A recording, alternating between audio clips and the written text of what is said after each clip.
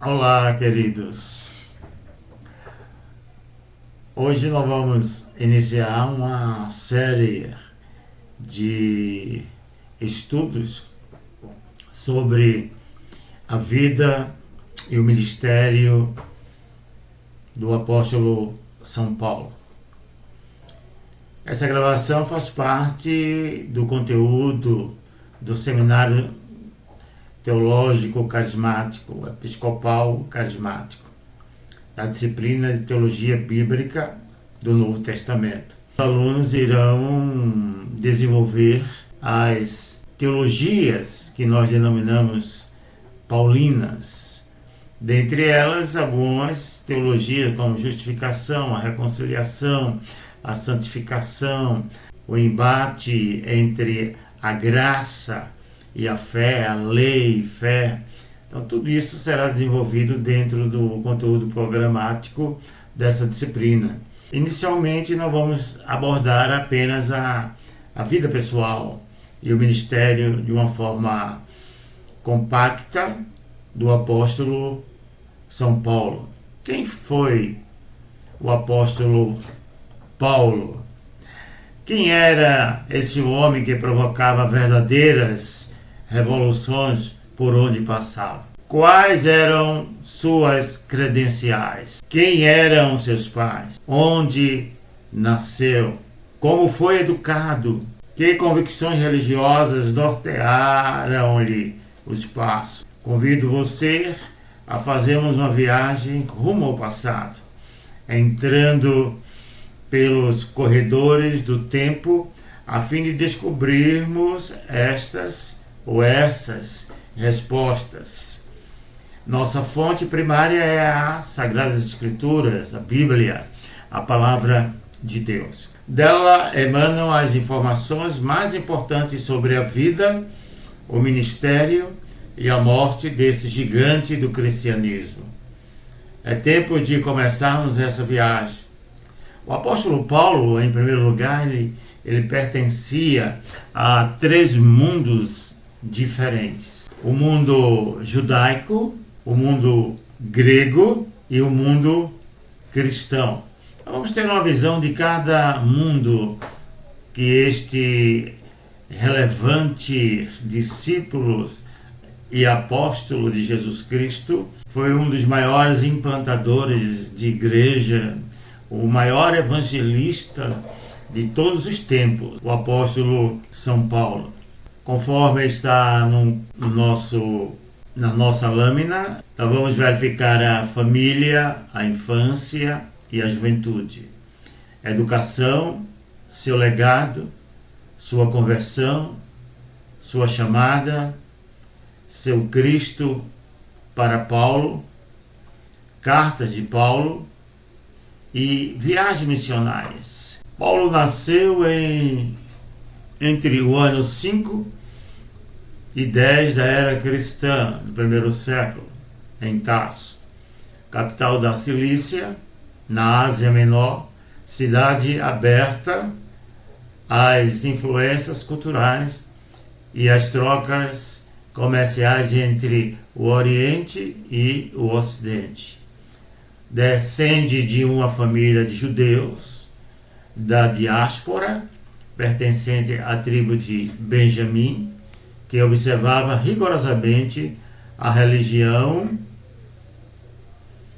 dos seus pais, sem recusar os contatos com a vida e a cultura do Império Romano. Isso nós vamos encontrar em Atos, no capítulo 21, 39. Nós não iremos fazer a leitura bíblica para que o vídeo, a aula não fique tão extensa, não é? Tão longa. Então nós vamos apenas dar as referências desses relatos, dessas narrativas do apóstolo São Paulo. A priori ele era pertencente à tribo de Benjamim. Essa tribo de Benjamim, juntamente com a tribo de Judá, formou o primeiro reino. O reino foi dividido, o reino do sul e o reino do norte. O reino do sul era composto exatamente pela pelo estado de Judá, junto com Benjamim, tendo como capital Jerusalém. E o reino do norte, as 10 tribos, era o estado de Israel e sua capital, que era Samaria. Portanto, ele era um homem que estava dentro da cultura, não só judaica, como também da cultura grega, que era conhecedor pela escola que funcionava nessa época, e pelo cristianismo. O cristianismo foi o ícone, foi a chamada, foi o divisor de água para a expansão do evangelho entre as nações, até chegar à cidade principal, Roma, que era a capital. Então o evangelho, Paulo foi chamado especificamente. Era denominado como o apóstolo dos gentios. No início ele pregava nas sinagogas, pregava para judeus, pregava para gentios, mas ele viu que os judeus não estavam aceitando a sua palavra. Então ele partiu para os gentios. Então ele foi designado para os gentios como o apóstolo Pedro, era o apóstolo dos judeus. Os pais deram-lhe o nome de Saul, nome do primeiro rei dos judeus. O nome Saul passou para Saulo, porque assim era este nome em grego. Mais tarde, a partir da sua primeira viagem missionária no mundo greco-romano, Paulo usa exclusivamente o sobrenome latino, Paulus. Recebeu sua primeira educação religiosa em Tarso, tendo por base o Pentateuco e a lei de Moisés. A partir do ano 25 depois de Cristo, vai para Jerusalém, onde frequenta as aulas de Gamaliel, mestre de grande prestígio, aprofundando com ele conhecimento do Pentateuco escrito e oral. É interessante que ele era um profundo conhecedor da antiga, que nós chamamos Antigo Testamento, mas hoje se trabalha mais como a Bíblia hebraica. Esta Bíblia, ela era dividida em 3 partes, que nós chamamos de Tanakh. São as primeiras letras das 3 divisões. Era formada pela Torá, que significa a lei, não é? Torá, lei, instrumento, ideias, ensinamentos. Era formado também por uma segunda parte, que era o Nabiim, ou seja, os profetas. E a terceira parte era pelos Ketuvim, que eram os escritos. Ele era um profundo conhecedor. Como um judeu da tribo que ele pertencia, zeloso, né, pela palavra, ele tinha um conhecimento, porque das 3 partes, para os judeus, a parte mais importante da Bíblia hebraica era exatamente a primeira parte. Representa os 5 primeiros livros da Bíblia, que nós chamamos de Pentateuco. Aprende a falar e a escrever aramaico, hebraico, grego e latim. Pode falar publicamente em grego ao tribuno romano, em hebraico, a multidão em Jerusalém, Atos 21, de 37 a 40, e catequizar hebreus, gregos e romanos. Paulo é chamado o apóstolo por ter sido o maior anunciador do cristianismo depois de Cristo. Entre as grandes figuras do cristianismo nascente, a seguir a Cristo, Paulo é de fato a personalidade mais importante que conhecemos. É uma das pessoas mais interessantes e modernas de toda a literatura grega, e a sua carta aos Coríntios é das obras mais significativas da humanidade. Nós sabemos que Paulo foi o maior autor em termos de números de livros do Novo Testamento. Escreveu, no total, segundo a tradição e os teólogos, ele escreveu 13 cartas. Algumas cartas endereçadas às igrejas, outras chamadas de cartas doutrinárias, ética, são as cartas pastorais. Havia também uma carta pessoal, não é? A Filemon, como também essa carta aos Romanos, que é um tratado basicamente teológico das teologias aplicadas a partir das Escrituras, pelo apóstolo Paulo, que é a carta aos Romanos. Então, Paulo foi o maior escritor do Novo Testamento. Ainda adolescente, sem idade para poder apedrejar, assistiu ao martírio do diácono Estevão, o primeiro mártir da igreja. Isso nós vamos encontrar em Atos, capítulo 7, versículo 54 ao versículo 60. Paulo, hebreu convicto, perseguia os cristãos porque os considerava como hereges, como uma seita contrária à verdadeira fé, que ameaçava a autoridade religiosa do judaísmo. Atos, capítulo 8, do versículo 3. Paulo era um perseguidor implacável.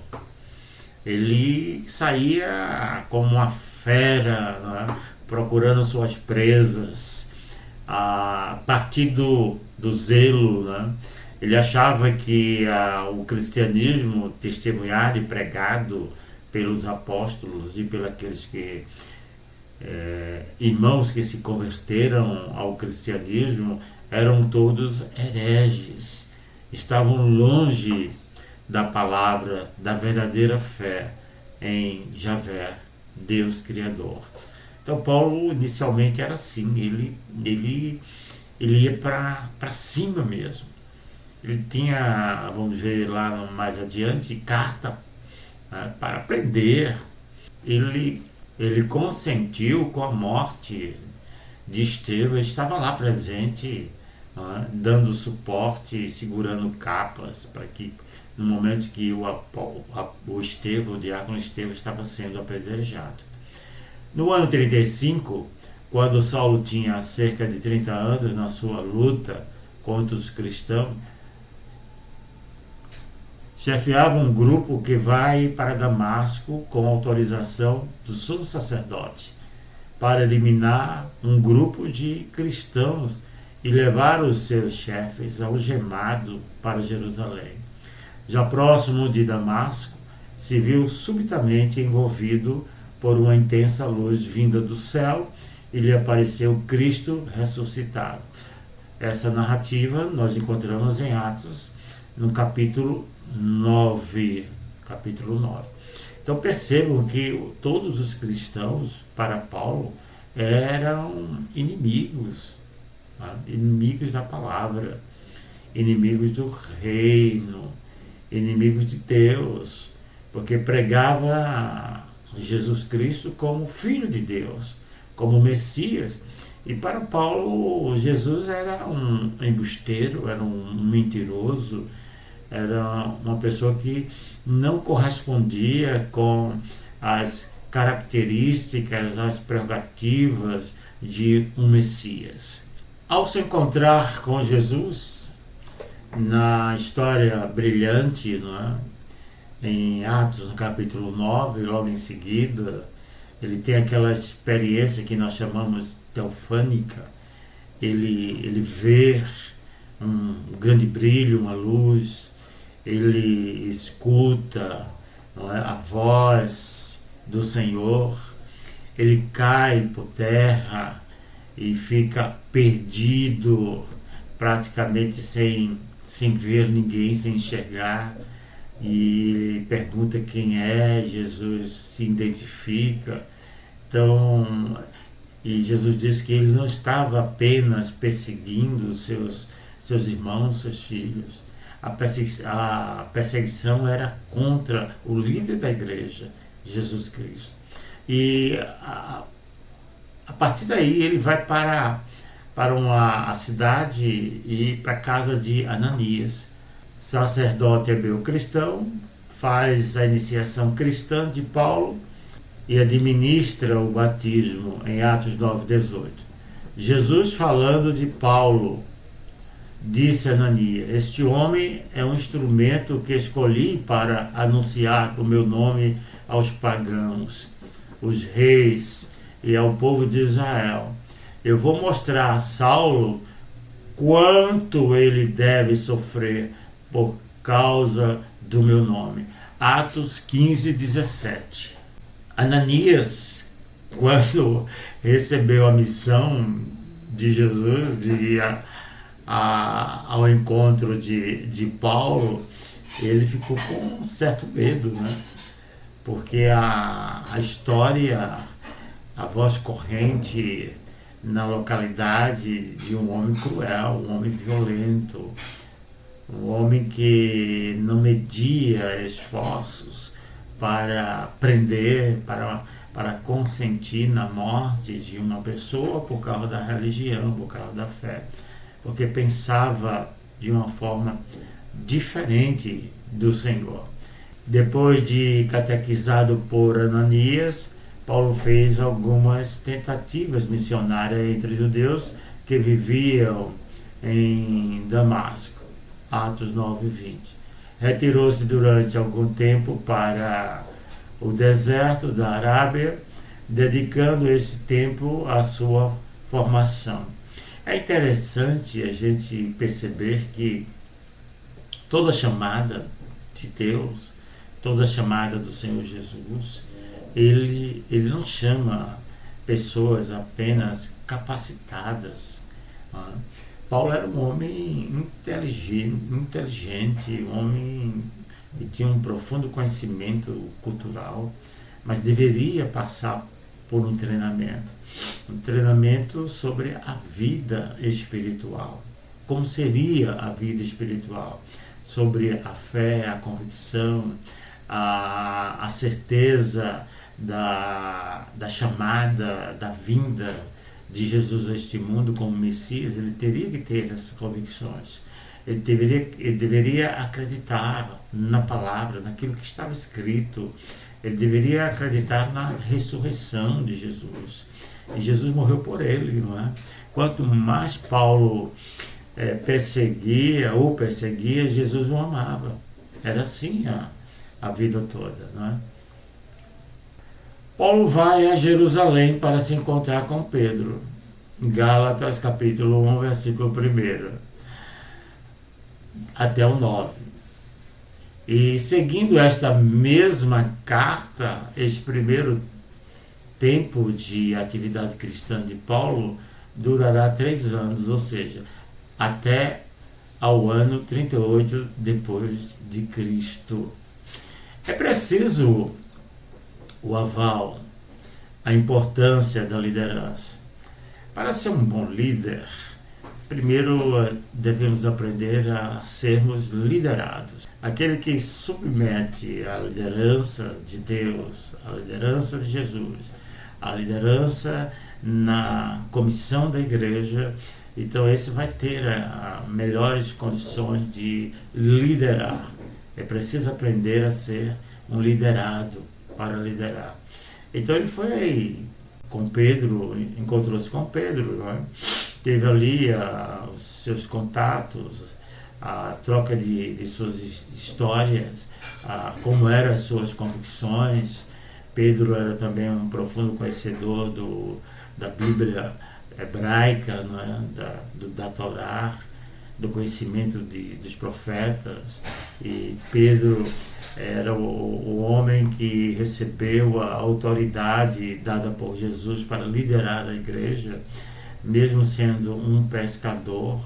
Intelectualmente, o nível de Paulo era muito mais alto, mas Paulo respeitava a liderança de Pedro. Pedro era o líder da igreja. Sendo líder deve ser honrado, sendo líder deve ser respeitado, independente da formação, né, cognitiva, formação acadêmica de cada um. Mas é o líder, foi aquela pessoa que Deus colocou naquele lugar. Então ele procurou Pedro e ali ficou durante alguns tempo conversando. Depois começou com Tiago, começou com João. Então ele tinha que ter esclarecimento da vida cristã. Em Jerusalém, não obstante a amizade de Pedro e de Barnabé, Paulo sofre a contínua hostilidade dos hebreus e gregos e é aconselhado a regressar a Tarso, sua cidade natal. Atos 9, 29. Então, o Evangelho, as boas novas, deve ser pregado em todos os lugares. Mas quem envia não é a vontade daquele que se converteu. A missão não depende daquele que se converteu. A missão é indicada pelo Senhor da igreja, que é Jesus Cristo. E Paulo achava que deveria começar logo em Jerusalém, porque ele era conhecido. Aqui vai ser mais fácil, né, de pregar. Eu conheço todo mundo, tanto o lado de lá como o lado de cá. Agora eu tenho conhecimento, eu tenho uma visão panorâmica de todas as coisas. E aí foi quando ele começou a sentir a pressão. Ele foi hostilizado pelos judeus, pela conversão, pela mudança que ele teve a sair do judaísmo, do legalismo, a lei como salvação, a observância da lei como salvação, e agora ele está defendendo que a fé em Jesus é mais importante, e é a fé que leva à salvação de nossas vidas. Uma aparição de Jesus no templo de Jerusalém fez-lhe compreender claramente naqueles dias que deveria ser o apóstolo dos gentios. Atos 22, 17 e 18.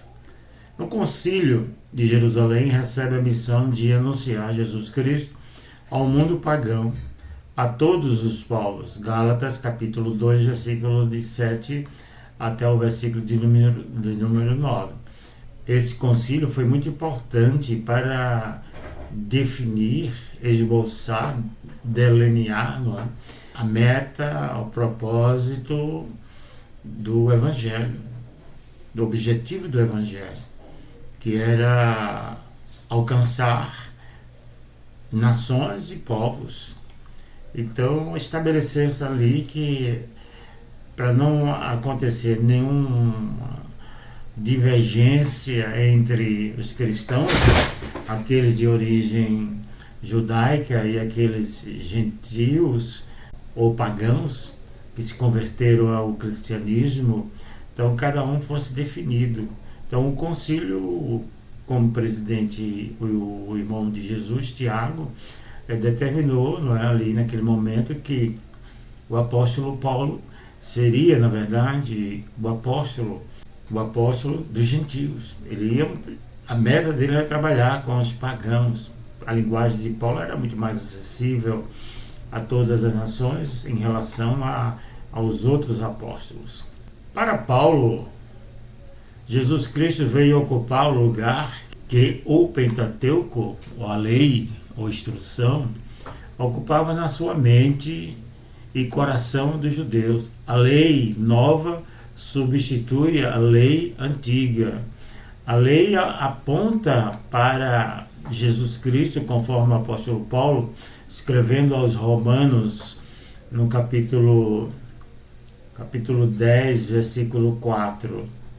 Agora, a salvação, a partir da vinda do Messias, segundo Paulo em Gálatas, vindo à plenitude dos tempos, Deus enviou seu Filho. Jesus Cristo agora estabelece uma relação não de obediência plena para a salvação, mas a salvação mediante a fé no Filho de Deus, como Messias e Redentor do mundo. Então agora é preciso crer não apenas observar, mas crer. A lei continua vigorando. A lei, segundo o apóstolo Paulo, ela é santa, ela é boa. A lei foi feita para os transgressores, não para os justos. Então a lei permanece. Assim como os mandamentos do Senhor são mandamentos, são princípios eternos. E a gente tem que cumprir, tem que obedecer a lei. Não só estabelecido o decálogo ali no Antigo Testamento, como também os ensinamentos dos apóstolos, os ensinamentos dos evangelhos, de Atos dos Apóstolos, o livro de Apocalipse, enfim. A Bíblia toda é um livro de regras, de fé. E agora ela é a nossa bússola.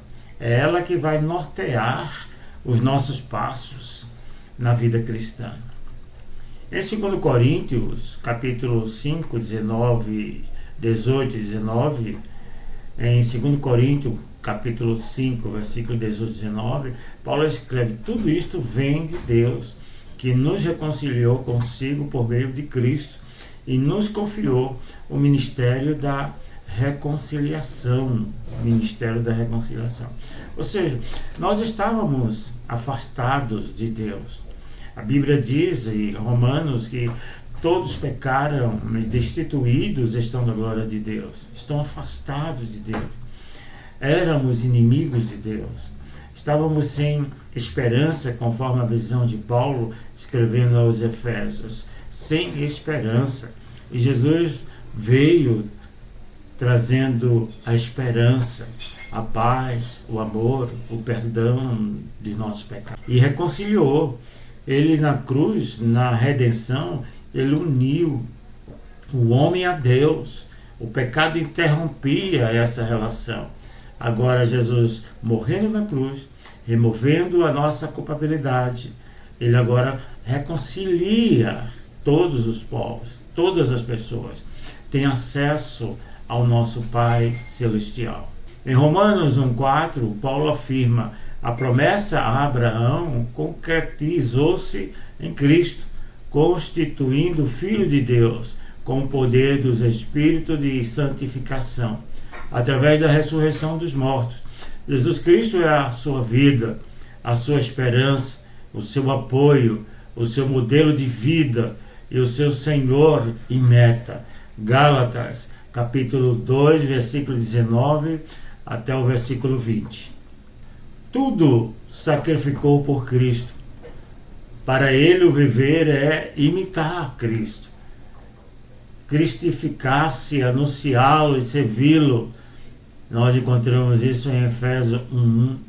O Paulo escreve: Deus estabeleceu reunir todas as coisas em Cristo, uni-las a ele como cabeça, da qual recebem orientação e força. Então Paulo agora tem como objetivo, como alvo, ele considera tudo aquilo que ele aprendera na vida religiosa, ele coloca para trás, não é? Pelo conhecimento, pela excelência do conhecimento de Jesus Cristo. Ele agora é o imitador de Jesus Cristo. Jesus Cristo é a sua vida. Ele diz em Gálatas 2:20: não vivo mais eu, mas Cristo vive em mim. Então ele tem agora um alvo, que é Cristo Jesus. É anunciar o seu ministério. É dizer que o que ele pregava antes era um engano dele. Na verdade, o Messias pregado pela igreja cristã, verdadeiramente, este era o Messias, este era o Filho de Deus. Nas suas cartas, Paulo afirma que Jesus Cristo está vivo e reconcilia os homens através do Espírito Santo. Cristo traz a salvação ao mundo, a reconciliação dos homens com Deus e entre si, e é possível, e já começou, é através da igreja que se realiza esta reconciliação. Então, a igreja, a importância da igreja no século XXI, hoje. Ela foi importante no século I, ela tem sido importante durante gerações.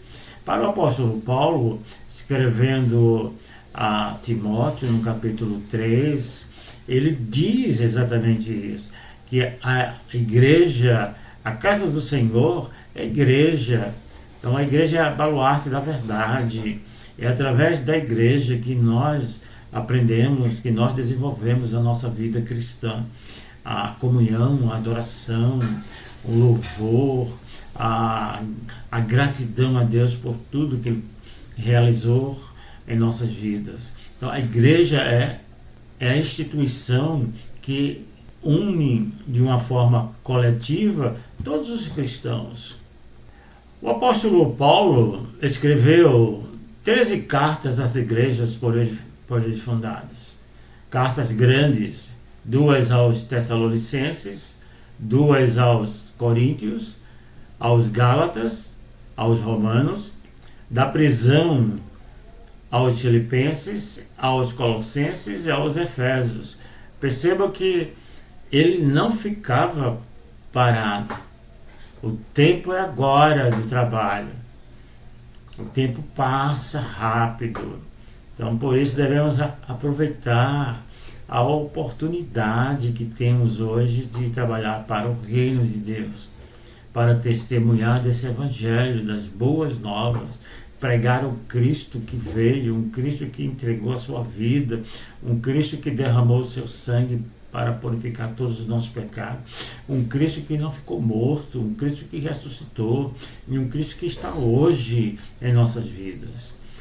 Ele também escreveu cartas pastorais, 2 a seu amigo, né, e companheiro Timóteo, e uma a Tito, né?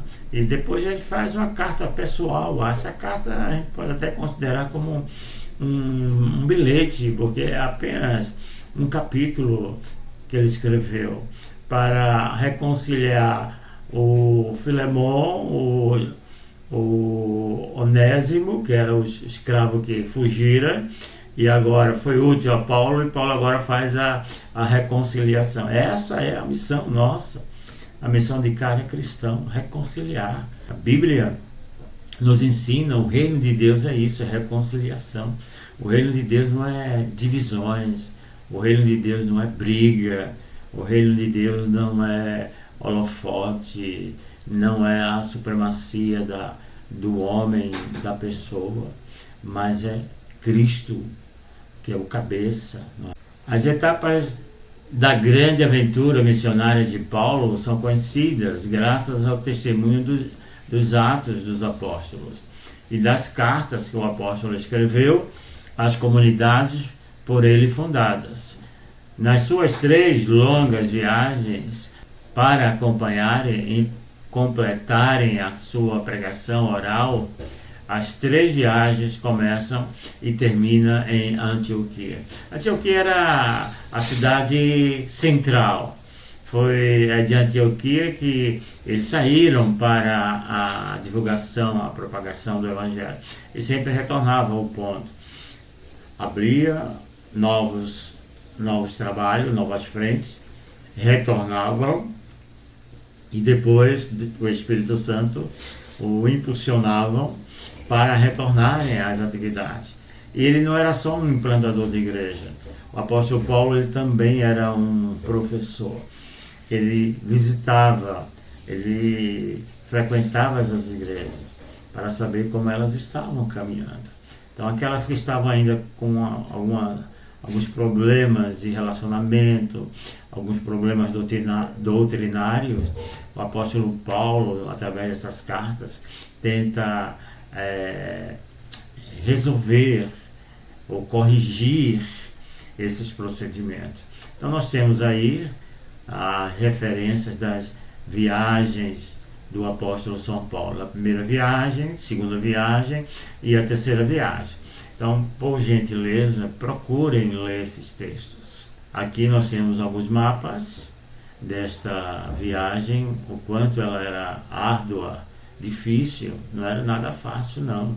Hoje nós temos todas as condições favoráveis de transporte, de logística, de apoio, e mesmo assim nós não estamos fazendo muita coisa para a propagação do Evangelho. Esses homens limitados em todas as situações, mas resolveram falar e pregar, porque a pregação principal deles era a vida deles, que foram verdadeiramente transformadas. Não era apenas teoria, era convicção de que Jesus Messias e agora Jesus é Senhor deles. Então eu tenho o primeiro mapa da primeira viagem. Em seguida nós temos um outro mapa, não é? Mostrando cada área visitada pelos apóstolos, somente Paulo, e também narrado no livro de Atos dos Apóstolos, que é um livro muito relevante e interessante para aprendermos um pouco sobre essa expansão, propagação do Evangelho entre as nações. E por último, nós temos o terceiro mapa, mostrando e identificando assim as cidades que foram visitadas por este apóstolo São Paulo.